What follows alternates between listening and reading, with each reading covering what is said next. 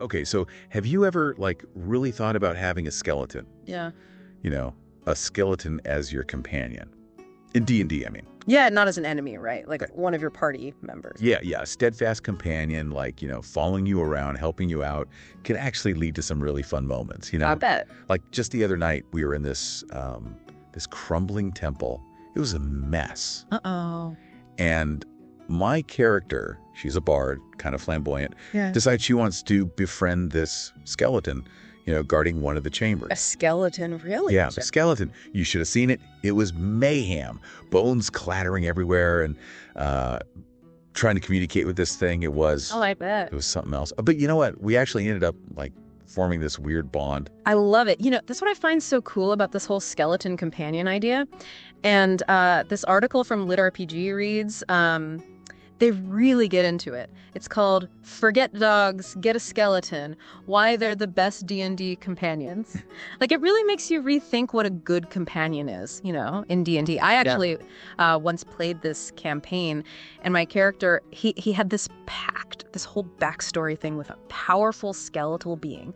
Not a companion exactly, but... Oh, interesting. Yeah, it added this whole layer of mystery to the character, and some moral ambiguity, too. It was great. That sounds awesome. Yeah. And, the article really makes some good points about why they're so great. Like, they're practical. Right. Got to feed them or give them shelter or worry about, comforting them when they get scared or something. It's true. It definitely makes things simpler when you're adventuring. I mean, they're immune to poison, exhaustion. They don't even need to sleep. They're, like, made for those crazy dungeons and dangerous places, places that really mess up a living companion. Exactly. And the article, it talks about how tough they are, too. Not just physically, but, like, they're loyal. They adapt. They can do all sorts of things. You can send them into combat, have them guard your stuff, even use them as scouts, to check out dangerous areas. And they're loyal. They're not going to, like, suddenly betray you or anything, right? They follow orders, no hesitation, makes them pretty reliable, no matter what's going on. Though that does bring up some interesting questions, doesn't it? The article mentions it, too. About, is it really companionship if they can't choose, if they have to obey? That is a good point. And the article, they get into that. It makes you think about what it means to like command something that's, well, undead, that in-between state of life and death. It's a lot to think about. For sure. And that's where the real role-playing comes in. It's not just about giving orders. It's about connecting. Can a skeleton be more than just a servant, What about, like, personality, quirks? Can they even have a sense of humor? Right. And I love how the article talks about that, like giving them names, backstories, even like imagining how they see the world. Yeah. Since they don't have senses like we do. And that's a whole other thing to think about, isn't it? Like, how does a skeleton perceive time or magic? The article touches on that, too. That's like having a companion from, a whole other world. That could lead to some great stories, I think. And some really interesting character development, too. Imagine, like, a skeleton that's fascinated by laughter, even though they can't, actually laugh. Oh, or a skeleton that just, like, loves beautiful things, collecting flowers or, like, arranging things just so, even though they can't really see them or smell them like we do. I love it. Those little touches that can really make them feel real. Memorable characters, not just some generic skeleton. Definitely. And you know what else the article talks about? How funny they can be. Oh, yeah. Yeah. Like, they can't talk, they don't have faces, but they can still be hilarious. I can see that, yeah. Just the way they move, or try to do things like us. Like trying to high-five someone with a bony hand. Exactly. Or trying to blend in by standing still like a statue. Oh, that's great. I love it. And the article, they give some fun personality ideas, too. Like, one is literal listener. So they take every command, like exactly as you say it. No interpretation or anything. Oh, that'd be fun. Or, what was the other one? Chore enthusiast, I think. Always trying to clean up the battlefield, like right in the middle of a fight. That's hilarious. And there was curious spirit, too. Like, always poking around, trying to get into things, trying to talk to people, even though they can't actually talk. It's like having your own walking, talking, rattling source of comic relief right there in the party. Exactly. It's so different from how we usually see skeletons in fantasy, all gloomy and scary. Right. This is like, well, fun. Yeah, the article does a great job of showing how they can be more than just, mindless undead. They can be companions. They can be, well, kind of friends even. And they bring a little humor to a world that can be pretty dark and dangerous sometimes, you know. Reading this article, one thing that really jumped out at me was how they talk about skeletons in combat. Like, tactically, yeah, we kind of think of them as, fragile, like one good hit and they're dust. Right. But they can actually be pretty useful in a fight. Really? I'm curious about that. The article mentioned, like, they're proficient with simple weapons, right? Right. Does that mean you could give them swords, axes, stuff like that? Yeah, totally. And they're bones, right? It's like natural armor almost. Deflects blows, at least the glancing ones. They might not have, like, tons of hit points, but they can be surprisingly hard to put down. So it's not just about them following orders. Yeah. They can actually fight. Exactly. The article even talks about using them as a shield wall, Yeah. Up front, taking the hits while the rest of the party. Well, that's interesting. Yeah, they soak up the damage so the others can flank or use ranged attacks, things like that. Wow, like a walking barricade. Exactly. And they don't feel pain, right? No fear, so they'll charge right in, no problem, even if they're outnumbered. That's kind of makes you think, though. Yeah. Ethically, I mean, sending something that can't feel pain into danger like that for our benefit.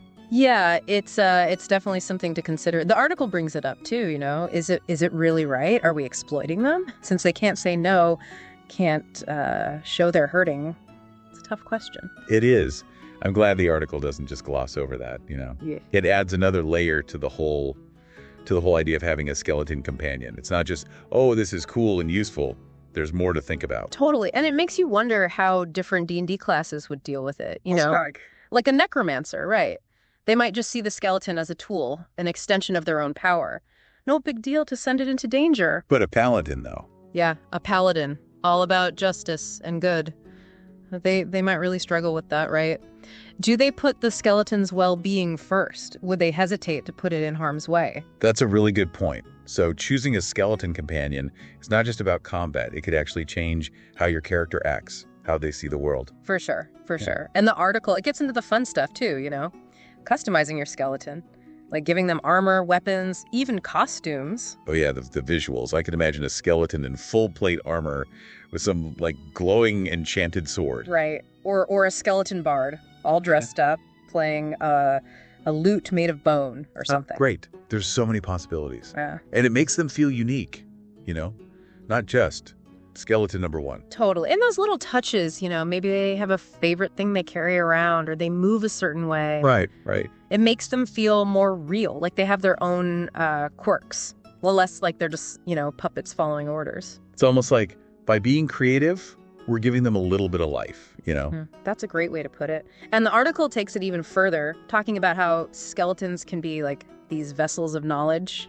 They've seen history happen, They could challenge how we see things. Like having a living history book with you, except not living, obviously. Imagine a skeleton that's seen empires rise and fall, that's walked with kings, with gods, even, the old ones, the stories they could tell. Or a skeleton that, even though it has to follow orders, it tries to like nudge its master to do the right thing, to be better, That'd be cool. It's those little twists that make a D&D campaign memorable.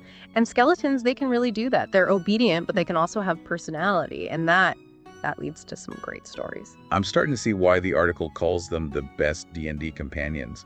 It's not just about combat or them being loyal. They make you think about bigger stuff, about companionship, morality, even life and death, really. Yeah, and they're fun. A good skeleton companion, it can bring humor and heart, even a little philosophy to the game. You've convinced me. I think I'm going to try a skeleton companion in my next campaign. I think you should. You won't regret it. The article even has some tips for dungeon masters, about how to include skeletons in their games in a way that makes sense and keeps the players engaged. What kind of stuff do they suggest? Well, they talk about using skeletons in quests that involve, like, ancient ruins, tombs, or even political intrigue, like maybe the skeleton has a key to a hidden place or knows a secret that could change who's in charge of a kingdom. That sounds awesome. And it fits with the whole, like, skeletons as keepers of history, like we were talking about. Exactly. And they say DMs should think about how other characters will react to the skeleton, too. Some might be scared, right? But others might be curious or even feel sorry for it. That's a good point. It's not just about how the players see the skeleton, it's about how the whole world reacts to them. It can lead to some funny moments, too. Imagine trying to convince some stuck-up noble that your skeleton friend is actually a decent guy. Or explaining to a shopkeeper that, the skeleton just wants to look around, not steal anything. I love it. It reminds you that having a skeleton companion, it's not just about tactics or deep thoughts. It's about the unexpected stuff, the funny stuff. Yeah.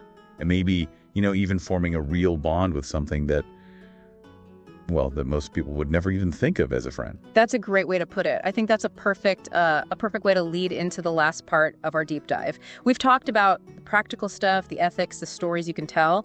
But in the end, it's up to the players and the DM to decide how they want to bring skeletons to life in their games. It's kind of crazy, when you think about it. Like, what makes a companion a companion?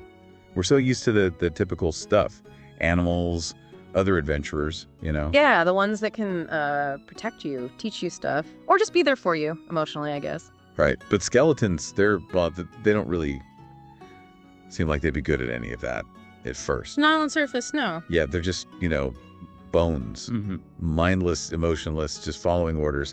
But this article, it makes you think twice about that. It really does. And I think that's what makes this whole thing so interesting. When you get past those first impressions, you open up all these possibilities. For storytelling, for character development, it's... Yeah, it's cool. Like they say, skeletons can form bonds, real connections. Maybe not the same as with like a living person, but still meaningful. Makes you wonder, Yeah, like imagine this tough warrior, seen it all, done it all, and they've got this skeleton companion. At first, it's just, useful in a fight, loyal, doesn't complain. But then what? Maybe they start to see something more, like little hints of personality, a way the skeleton tilts its skull when it's listening, or how it arranges its fingers, when it's just standing there. Like it's trying to tell you something, but... Yeah, but it can't.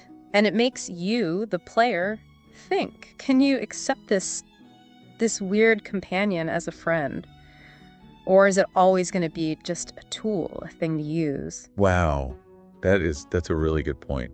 Makes it more than just a game almost. It does, and it ties into the other thing they talk about in the article, how skeletons are connected to history, to memory. They're not supposed to exist, right? Yeah. So it's like they're tied to something beyond, beyond what we understand. A skeleton that's seen civilizations rise and fall, gods, kings, the whole deal. Imagine the stories it could tell. Or the secrets, right? It'd be like having a piece of the past right there with you. Yeah. And maybe it could even teach us something about the present. Maybe it could remind us that, what we do now, it's going to become history someday, too. It's pretty deep stuff when you think about it. Right. A skeleton, something that's not alive, making you think about what it means to be alive. Yeah. But let's not forget, they can be fun, too. The article makes a big deal about how funny they can be. They can't talk. They take everything literally.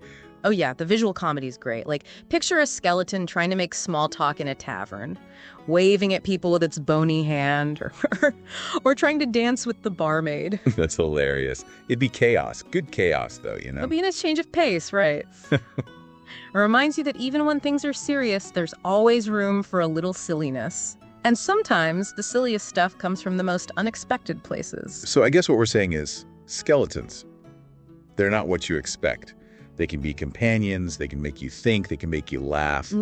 They can even be a little bit profound. I think that's a good summary. And I think that's a good place to wrap things up. We want to give a shout out to LitRPG Reads and Paul Bello for writing this article. It really got us thinking, It definitely changed how I see skeletons in D&D. For sure. And to everyone listening, we want to hear from you. Okay. What would your ideal skeleton companion be like? What kind of special ability or personality quirk would you give them?